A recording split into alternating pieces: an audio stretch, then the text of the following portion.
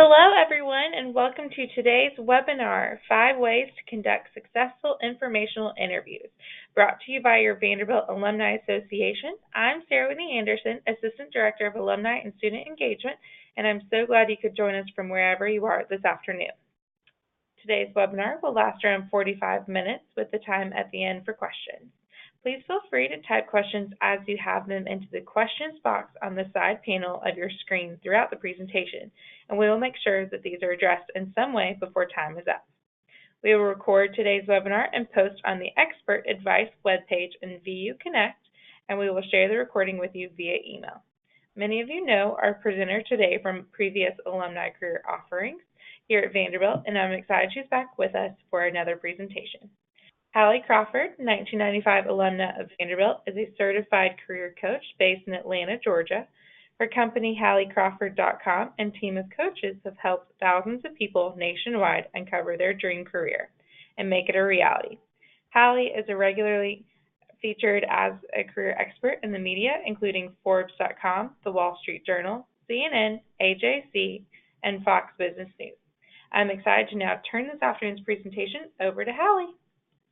Yay, thank you, Sarah Whitney. That was perfect. I know it's a mouthful and a lot to say. I really appreciate your time, everyone, for being here today, especially on your lunch hour.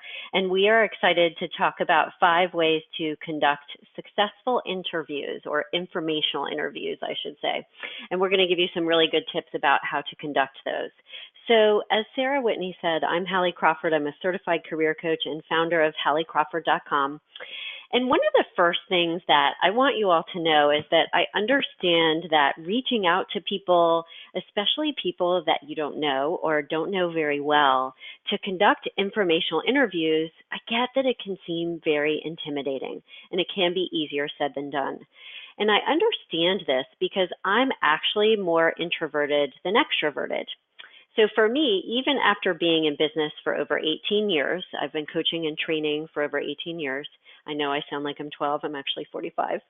And also having our reputation as a career coaching practice in our industry be very positive, and we get tons of referrals all the time, I still sometimes have this sense of like the imposter syndrome and lack confidence every once in a while. And I have to push myself sometimes to network or reach out to people for partnerships.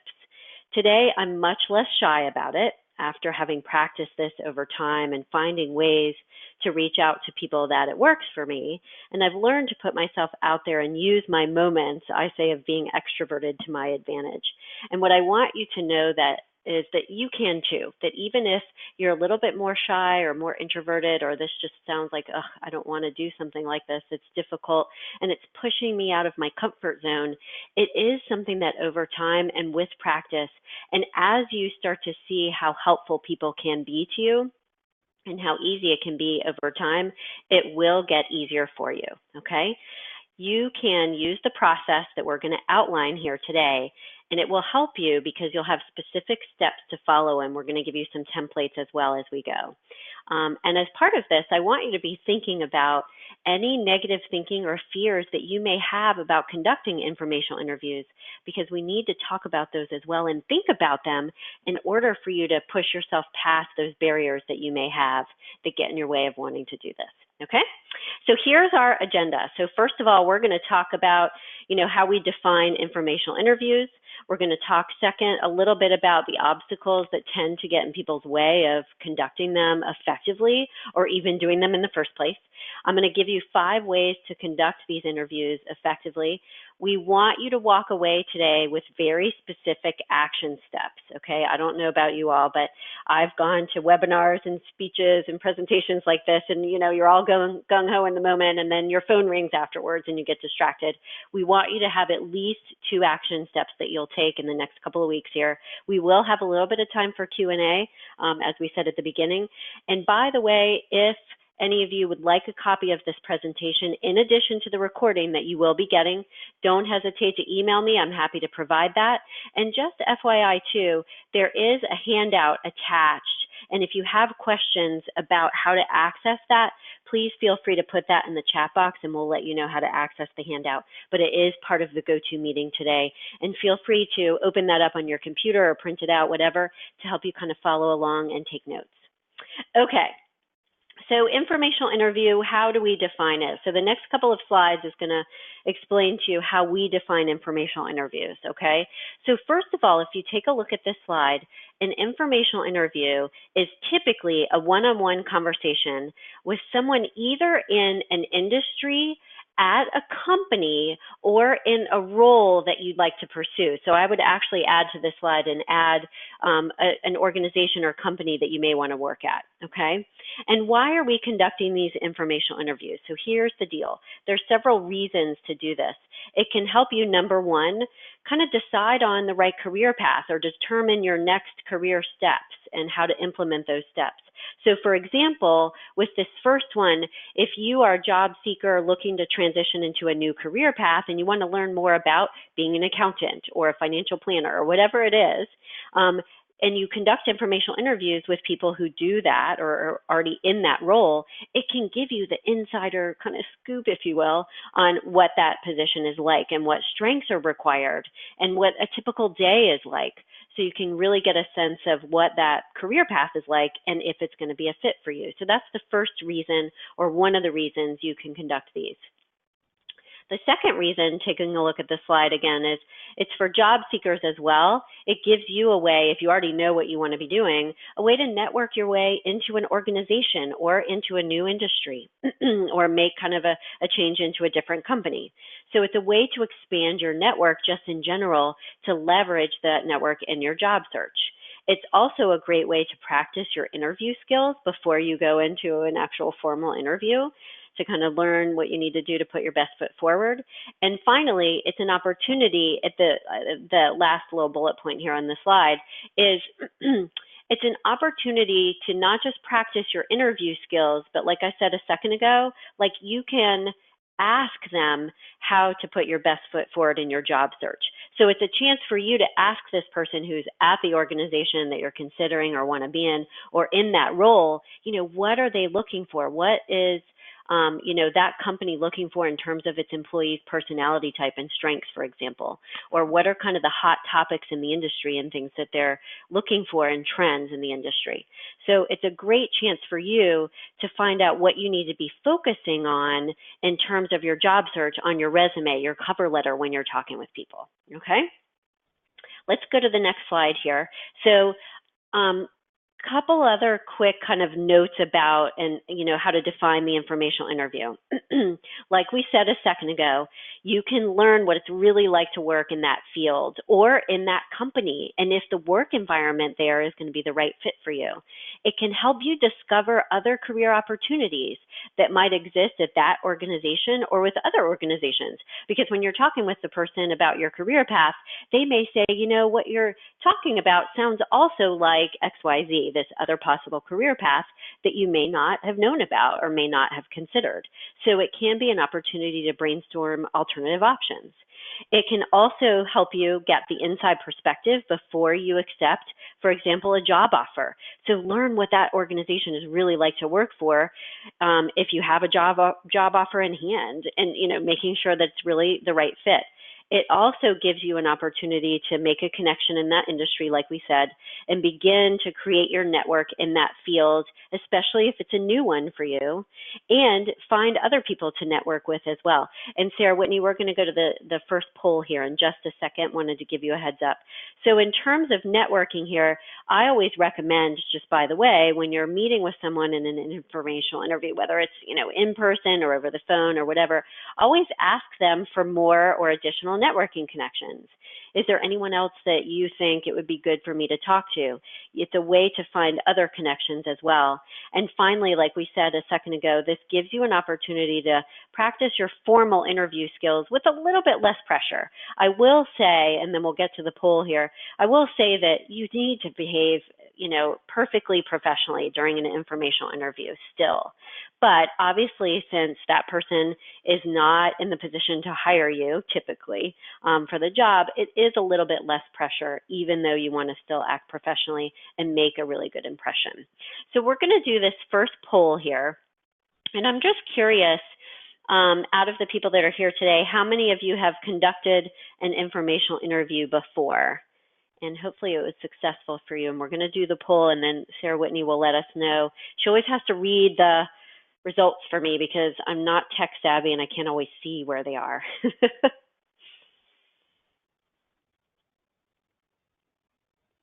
So we'll give you a moment here to just fill that out. So we have 67% saying yes and 33% saying no. Okay, good. That is awesome. I'm glad that you all have done this before, because too many of our clients, when they come to us and we're working with them through career coaching, a lot of them either have not done this before, or a lot of the rest of the kind of group, they're not exactly sure how to conduct them effectively. So either way, this process can help you. Perfect. Thanks for your responses there. So a couple of things about, continuing to talk about how we define informational interview. What it's not a chance for you to tell someone, everything about yourself and go into your personal life and things that are inappropriate and all of that and take too much of their time, okay? It's not the time to ask for a job right there and then, because that's not their role. You are looking for information from them only, and you need to be very clear about that from the get-go when you're asking for their time in the first place. You can use the language informational interview. I'm just looking to ask you a few questions to learn about my job search and how to put my best foot forward. And it's also not the time to slack off or be too casual, and be casual about your career goals. You do want to be clear about, what you're looking for or what the questions are that you have for them. By the way, if you're one of those people that needs to leverage informational interviews because you're not sure about your career path, it's okay to say to them, I'm investigating different career paths right now, and I'm looking to learn more about this one. So when you look at the slide here, and I'm saying on the one hand, be specific and clear about your career goals. If you fall in that camp of, I'm not sure which path I'm going to take, it's okay to say that. That doesn't make you look wishy-washy or bad. You just want to say that up front to them and say, I'm in the process right now of investigating 2 or 3 different options, and I'd love to know more about this career path, directly from someone who works in it, so I can make the best decision. That's completely fine to say. Okay, so let's keep moving. So in terms of informational interviews, I said this just a second ago, is that, we have found with our clients that the informational interview can be one of the most underutilized tools for people's job search. They just don't always think about this. So when we ask our clients about informational interviews, only about 50% know what it is and how to really conduct them effectively. So that's why we're talking about this today. It's a really important piece that can help you a lot in your search. And we want to talk about obstacles here for just a second. And on this slide, you'll see why we discuss obstacles kind of right up front here. One of the first things that we do when we work with our clients, is we talk to them about what gets in the way of you achieving your career goals. And 9 times out of 10, they will tell us that they are their biggest obstacle. They are getting in their own way of either conducting these interviews in the first place, or conducting them effectively, or conducting a lot of them, because some people will just do a few and then they'll slack off, okay?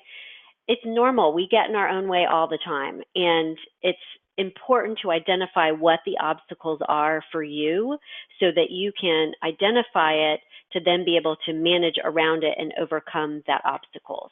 So I want you to get out your piece of paper here, notepad or computer, whatever it is. And here are some of the obstacles that we have found why people tend to kind of shy away from these for whatever reason, okay? So the first thing I want you to do is write down what your fears or concerns are or negative thoughts are about conducting informational interviews, whatever those negative or limiting beliefs might be. And these on the slide here are the ones that we find are typical in our clients that make them want to hide out instead of reaching out, okay? So some people will say to us, oh, informational interviews, they're for young people.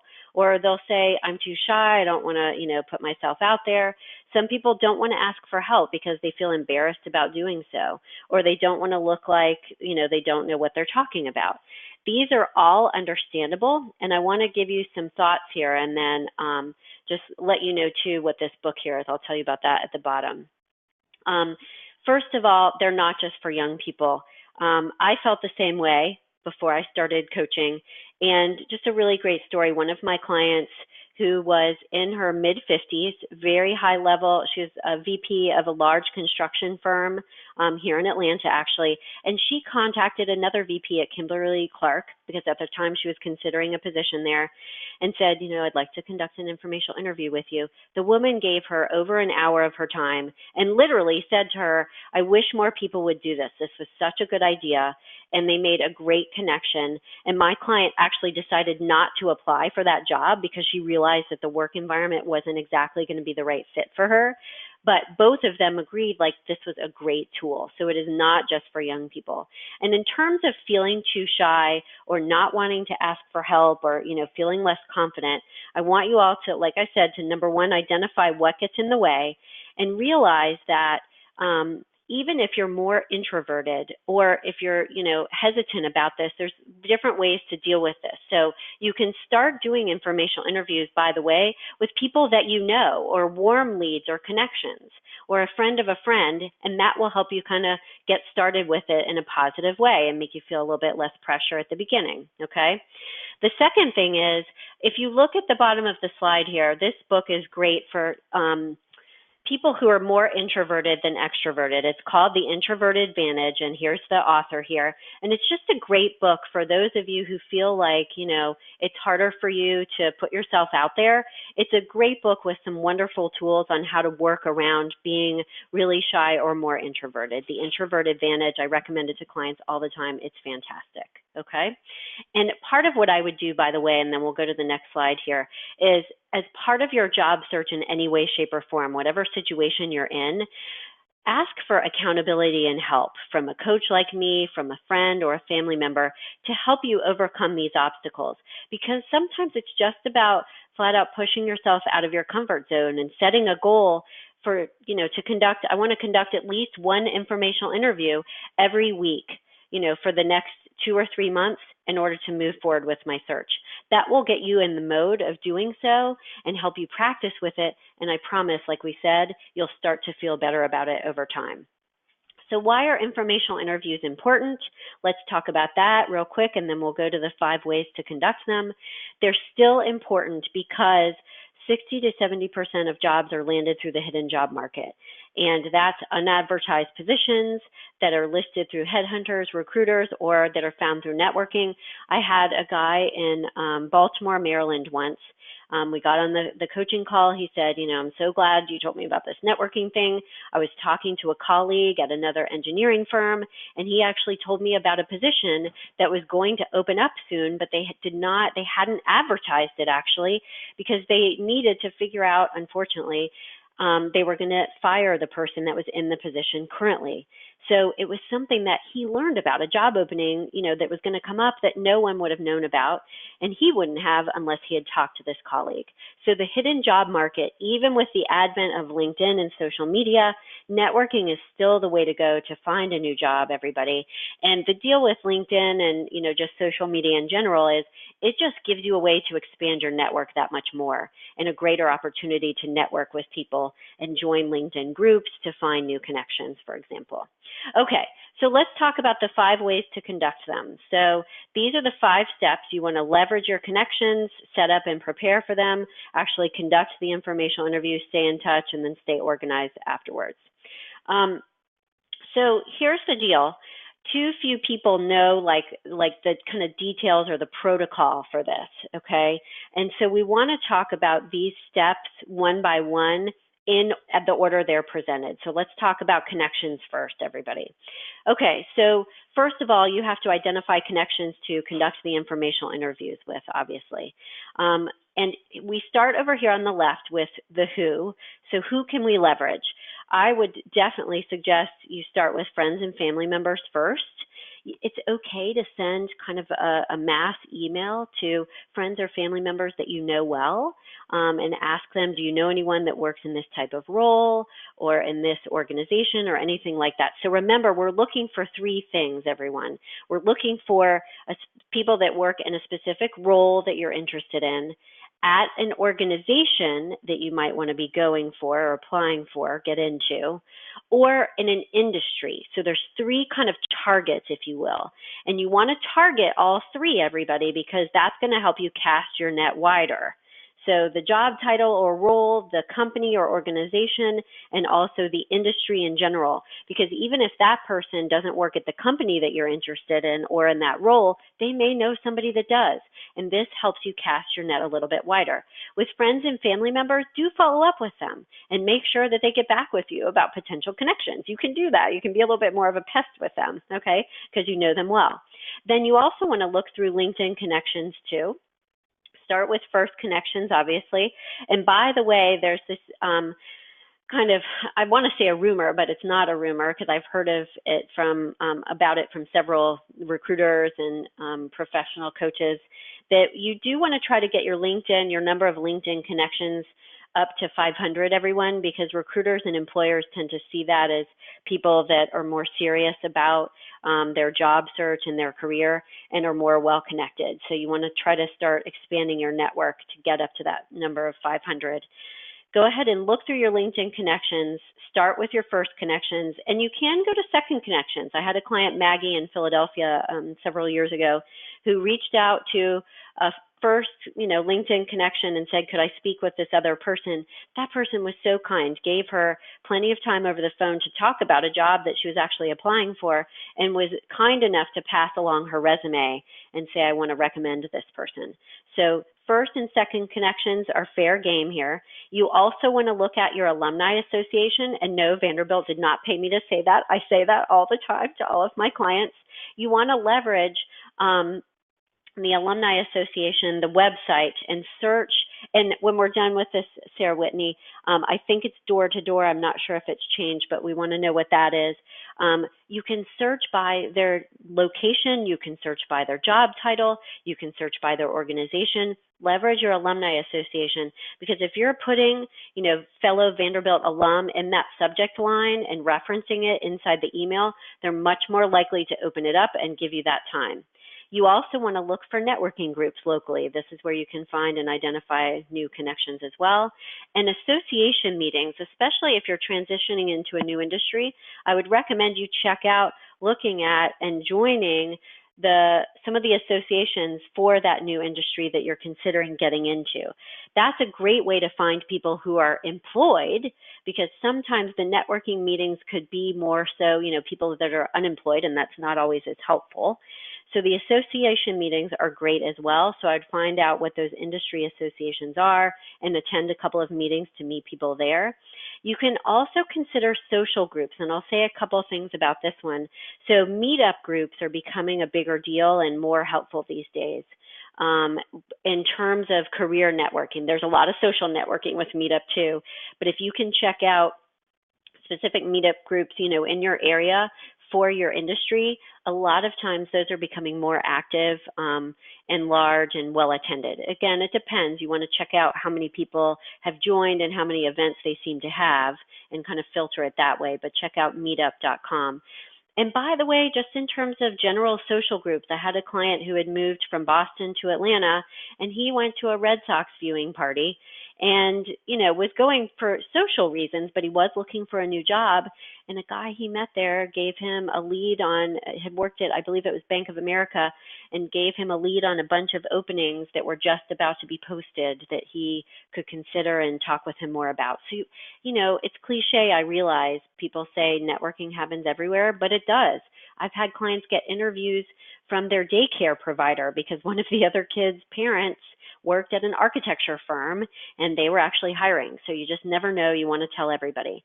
And then obviously you can go to and attend career fairs and talk to the recruiters from organizations there at those career fairs. And you want to make sure obviously your resume is up to snuff and in really good shape, have your elevator pitch, prepared. But this is another way that you can kind of on the spot conduct a quick informational interview with people who are at these career fairs, okay? Now, in terms of the how to conduct informational interviews, there's different ways you can do this, and this is on the right-hand side of the slide here. It can be over the phone, it could be Skype, video, or FaceTime. If you do that, you obviously want to be prepared, have a clean professional background, and make sure you look professional as well. I do actually recommend these if the person's preference that you're talking to, if they would prefer to do like, a phone versus in person. Because if you do Skype or FaceTime or Zoom meeting, anything like that, it does help you establish a stronger connection with people, as you can imagine. So I would recommend, suggesting that to the person. And if they're willing to do it, go that route, because it can help establish a more solid connection. In person is ideal if this person, this connection, is someone that's really, really connected and it could be very important to you and you feel like has a lot of good information to provide to you. So you can push for or ask for that, but don't be too pushy about it. Give them the option of doing over the phone if that's better, or Skype video, etc.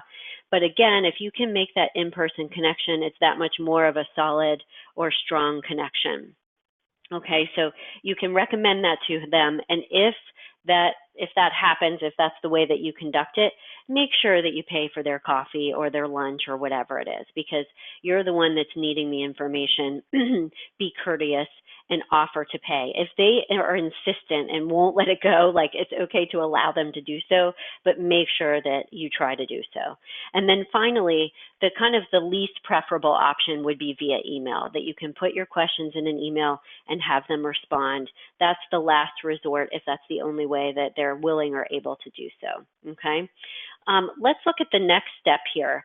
Let them know you want to, in order to set up the informational interview. So we started with connections. You want to create a list of the connections that you want to reach out to, because you need to be organized about this. And in order to set it up, you want to let them know you're looking for information, not a job, like we said earlier. I always tell people, send your questions in advance. I'm always impressed when someone wants to conduct an informational interview with me, when they say, Hallie, here are the 4 or 5 questions I want to ask you, because then I feel like I can, better assist them, and I feel better about the time that I spent with them. And I also know by that they're not going to ask me 20 questions and take 2 hours of my time, which I may not be able to do. So I recommend sending them the questions in advance so they can be prepared, and let them know you intend to keep it brief, 10 to 15 minutes. But look on the slide here at the very end, everyone. Be prepared to ask more questions if needed, and ask them at the beginning of the phone call or meeting, again, like, just wanted to check in with you. How much time do you have? Because I want to be mindful of your time, to make sure that you're mindful of it and you end on time. And just in case, if they say, well, I actually have an hour, you're prepared to say, oh, that is, fantastic. Thank you so much. I actually only have 30 minutes, so I will keep it to that. I apologize, I've got an appointment right after. Or that if they can give you more time and you'd like to leverage it, you are prepared with additional questions. I say this because I had a client who forgot to prepare for the extra amount of time. He was only ready for about 30 minutes. And for that final 30 minutes of time, he had to kind of on the fly make up additional questions. So be prepared for more, but make sure that you're mindful of the time either way. And it's on you to be mindful of the time, everybody. Don't leave it to them. You keep track of the time. The email formula, and I, by the way, suggest emailing them in advance versus calling, because you'll catch them off guard. So either send them a message on LinkedIn or use email. And this is the basic formula of the email. We're going to give you a template that you can use on the next slide. But you want to introduce yourself. You want to let them know how you came across their name. I always suggest, by the way, look at the third bullet point here, email first. And then, yes, call to follow up if you can get a hold of their phone number. If you don't hear back from them after approximately 5 business days, give or take, I think a phone call is reasonable. If the person is completely cold and you've never talked to them before and you're reaching out to them, completely cold, 2 emails is okay, and then maybe a phone call after that. To me, kind of the rule of thumb is about 3 reach outs and then leave them alone and kind of let it go. Okay, but I feel like it's okay to be a pest, so to speak, as long as you're a polite pest and you're professional and short and you're not hounding them every single day. It's okay because people know how these things work and they understand what you're doing. Okay, let them know clearly, like we said before, you're wanting an informational interview. You're not asking them for a job. Include times that you are available. Make it easy on them. You don't want to hunt and peck or have them have to hunt and peck and go back and forth via email to find a time. Let them know times in the next several weeks that you're available that they can choose from, okay? And if you're going to do the informational interview over the phone or via Skype, like you make the contact, get their phone number so that you know where to call and what their Skype name is if that's the route you're going to take. Don't make them call you, okay, because you're the one needing the information. So that's the setup. Get all the information from them that you need, okay? This is a template. I'm not going to read it to you. You will get it in the recording, and if you need the presentation as a PDF, like I said, just email me at admin@HallieCrawford.com. I'll send that to you. But this is a template that you can use kind of, I want to say verbatim, but you need to tweak it and adjust it, obviously, based on your experience and everything else. And I would recommend, by the way, everyone, attaching your resume to it so that they can take a look at it. You're not saying to them, revise my resume for me or review it necessarily, but you want to make sure that they have a sense of who you are. So attach your resume to the email, okay? So as part of the setup and preparation, step number 2, these are some of the questions that you can ask them, and you want to develop your questions in advance and send them to them, like we said. These are some of the questions that we recommend asking. What are some of the trends in the field? What's a typical day like?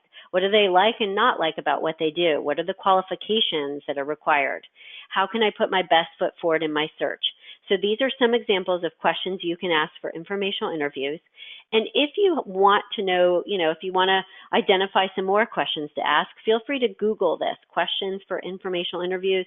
There's lots of websites out there that can help you generate additional questions specific to your situation, okay? And by the way, as you continue through the course of your informational interviews, and you've conducted a few of them, if you've gotten answers already to what's a typical day like, you can get more into the nitty-gritty and develop more focused questions for the people that you're talking to going forward to dive a little bit deeper into specifics about their day and what's going on, okay? You don't have to ask generic questions the whole time. Think of it like a funnel where you're going to funnel it down a little bit more, okay? You also, in terms of setting it up and preparing in advance, you do want to research enough about the industry, the company, their role, and who the person is that you're going to be talking to so that you don't walk in totally blind. You can't sound like you have no idea what you're talking about.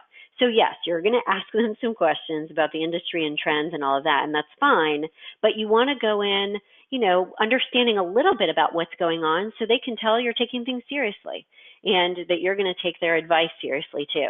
So do a little bit of research about these 4 things to understand who they are and where they're coming from. Check them out on LinkedIn and read about their organization on their website, on social media, all of that, so you sound like you know what you're talking about, at least to a certain extent, okay? Step number 3 is to actually conduct the informational interview. These are some basic tips. Obviously, be on time or arrive early, call on time. Remember to stick to the time agreed to. Like we said, do not go over their time. That sets a bad tone and makes a bad impression. Dress professionally. Make sure that you're wearing a suit, one way or the other, or a dress, whatever, but dress professionally, okay? Have your resume and business cards handy if it's in person, and ask them, hey, is it okay if I give you my resume? Ask permission. Don't just shove it at them. Say, is it okay if I hand you my resume just in case you come across any opportunities? Or email it to you afterwards, okay? And is it okay if I connect with you on LinkedIn and do that afterwards as well? Act like it's an interview, like be serious about, you don't want to sell yourself the whole time because obviously you're asking questions the majority of the time, but you do want to be cognizant of, you want to put your best foot forward, and it's okay to talk about some of your strengths and your experience and why you feel you're qualified for this kind of role, and ask them if they agree with that. So it is okay to kind of sell yourself a little bit as long as the primary focus is asking those questions. And have your questions written out and a way to take notes. That's totally acceptable. You don't have to have all of this memorized. Be prepared and have the questions written out and a way to write some things down. Okay? So in terms of conducting the informational interview and at the conclusion, these are things that you want to make sure you ask at the end. How can I help you? Make sure it's a two-way street. Even if you don't feel like there's any way you can help them, still ask the question. You never know. Is there anyone else that you think it might be helpful for me to talk to? And ask them too, is it okay if I stay in touch with you? And what's the best way to do that? Design how you all can stay in touch and find out from them if it's okay to do so, okay? That's better than feeling awkward afterwards, like, oh, is it okay if I email them and ask some questions? You will have dealt with that during the course of this or at the end of it, so you'll know what's comfortable and best.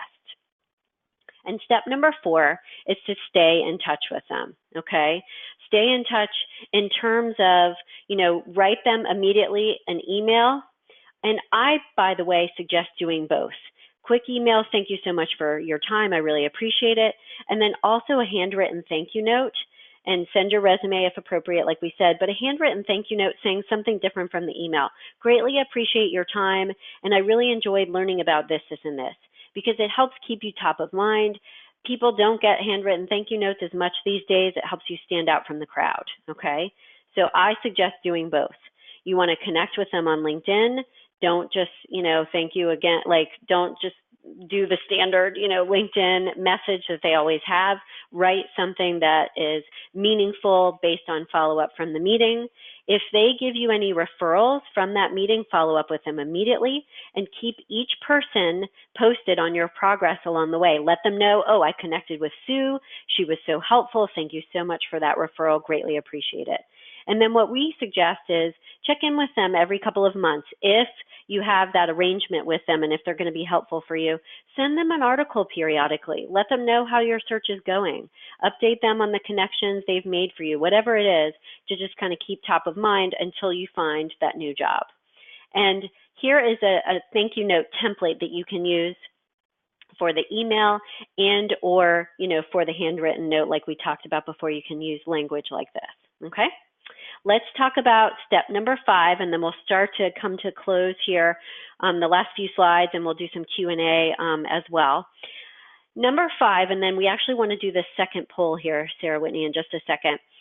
One of the most critical things in terms of informational interviews, but also your search, everyone, is you have to stay organized. We find this is a problem for so many of our clients when they come to us. Take a moment every single week to stay organized with your job search. Maintain an Excel sheet to help you track the contact information of networking connections, the dates, what information was shared, the referrals they give you, what's the next follow-up action, and update your sheet at least once a week, more than that, ideally, so that you keep track of what's going on. Because if you're doing your job with this and making a lot of connections, you're going to get lost in the shuffle and in the details. So you really want to stay organized with this. And on the next slide, we'll show you, and Sarah Whitney, if you could set up this poll, that'd be great. There is a job search worksheet that I'm happy to send you for free that we give to our clients that will help you with all of these details. So sorry, I get excited and I talk too much with these and stumble. Feel free to email me, everybody, at admin@HallieCrawford.com. If you would like to get a copy of that, I would be happy to email that to you. So here is our second poll, everybody. How many of you, when you've conducted a job search before or now, have a daily and weekly schedule for your search? Because that's what we recommend. So we'll go ahead and gather those. We've got right now 80% with 100% no. Okay. All right. So this is really important. Let me pull up the next slide really quickly. Thank you all for being honest about that and participating in that. Please email me for this free job search worksheet. It is really, really helpful. The tabs are pre-set up for all of the things you need to be doing in your search: networking, applying for jobs, working with recruiters, etc. So it's a great way to organize your search. And all you have to do, everyone, is you need to make sure that you touch each tab, basically, and review each one every single week. And that will help ensure that you're doing everything that you need to in terms of your job search, okay? So also, I just wanted to let you all know this, and then we're going to go to the last slide here. If you would like to do a job search coaching session or need assistance with resume writing or LinkedIn services, if you mention this Vanderbilt webinar, we will give you a 25% discount on any of those services. Just remember to reach out to us about that if you need that. And there's also a freebie here, 6 steps to jumpstart your job search. We can give you that as well, okay? All right, so I want you all to take out your pen and paper here as we get close to the Q&A portion. And I want you to identify and write down 2 action steps you will take in the next week. Please feel free to share those online as well as start to ask any questions because we're at that time to do the Q&A. I wanted to share this quote with you to help you take action and get over any shyness you may have. From Michael Jordan is great. If you're trying to achieve something, obviously there's going to be roadblocks. I've had them. Everybody has had them. I've had them too, okay?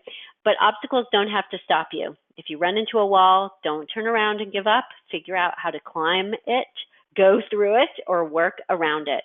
So keep in mind, everyone, that successful people, it's not that they just have had no obstacles and it's been easy street for them. It's that they've learned how to and are committed to overcoming those obstacles and working around them. So please write down 2 action steps, whether it's looking on the Vanderbilt website for some alumni connections, whether it's starting to prepare some of those informational interview questions, whatever it is, please write those down and go ahead and share questions in our chat box while you all are formulating questions, and we'll stay here for a few extra minutes to answer those. I did want to mention our next Identify Your Ideal Career webinar series that's coming up. It's a 4-session live webinar series directly with me. It's live coaching on 4 calls. So you get that interactive coaching group. It's all Vanderbilt alumni, and that's it. The coaching groups are very small. It's typically 10 people or less. And you also get individual support from me. You get an individual one-on-one coaching call from, or with me as well, I should say. These are some of the quotes and testimonials from previous participants. It is a fantastic group. Just so you know, it is to help people identify their career direction. So it is focused on those who are like, I don't like my career path, and I need to identify what the right career path is. It starts next Wednesday, September 19th. If you need more information about this or want to know more, I'd be happy to talk with you, and I can send you the registration link. Just send me an email, okay? All right, so let's go to the Q&A, everybody. And I can stay for about 5 minutes, Sarah Whitney, depending on how many questions there are. And if you will just share those with me, that would be great, and we'll go through as many as we can. All right, so just going back to the Commodore Career Intensive is what you'll find this last program that Hallie was just mentioning on our VU Connect website. So just if you're looking for that, want to get registered, that is what it's called online. And we do have our first question, and it is regarding compensation salary questions within your informational interview. Great. So people always wonder about those because it's touchy and they're not sure how to handle it. So that's a great question. So here's what I would do. First, I would do your research online in advance on both websites. Glassdoor.com has salary research for your location and the job title. I would also look on Indeed.com as well because both of those sites have salary research and you can kind of do a comparison. So I would be prepared in advance with some possible numbers in your head. And I think it is fair to ask them closer to the end of the informational interview and let them know just up front, if it's okay with you, do you mind if I ask, a quick question about compensation, if you're willing or able to give me, just a range of what I should be looking at. And present it that way, and say if it's uncomfortable for you, I understand, but I just at least wanted to know kind of what I should be going for. And then they can say, I'm not really sure because it's been a long time, maybe since I've been in the, starting out role, or they'll give you a range, or they'll say, I don't know, whatever it is. So I think it is a fair question to ask. As long as you're not saying, obviously, to them, how much do you make? We're not going to go that route. So ask for a range, but just kind of give them an out if it's something they're not comfortable talking about or they're not sure about. Great question. Thanks for asking. Any others? Well, Hallie, looks like you were very thorough in this presentation. Thank you. We're not getting any questions right now. We'll wait just a couple minutes to see if anything comes in. Yeah. Yeah. And people listening to the recording as well, and any participants today, if you have additional questions, feel free to ask me, just to email me too. I'm happy to answer afterwards also. But yeah, I feel that way too, Sarah Whitney, where it's like, well, we, checked all the boxes, and that's a good thing if there aren't too many. All right. Well, Hallie, thank you so much for sharing your wisdom and encouragement with us today, and thank you also to all of our attendees for participating. I just want to encourage you to check all of our career resources and events, both electronic and in person, provided to you by the Vanderbilt Alumni Association. Later this week, I will follow up with an email that is with the archived link and request for feedback, as well as details and registration for the Career Intensive. Next week, we will have Dr. Kate Brooks, Director of the Vanderbilt Career Center, give a webinar on using writing to build your brand. This will be held on September 18th. We are always looking to improve upon our offerings to alumni, so please be in touch and let us know how we can best support you. Thanks for joining us, and have a wonderful day. Thanks, everyone. Have a great day.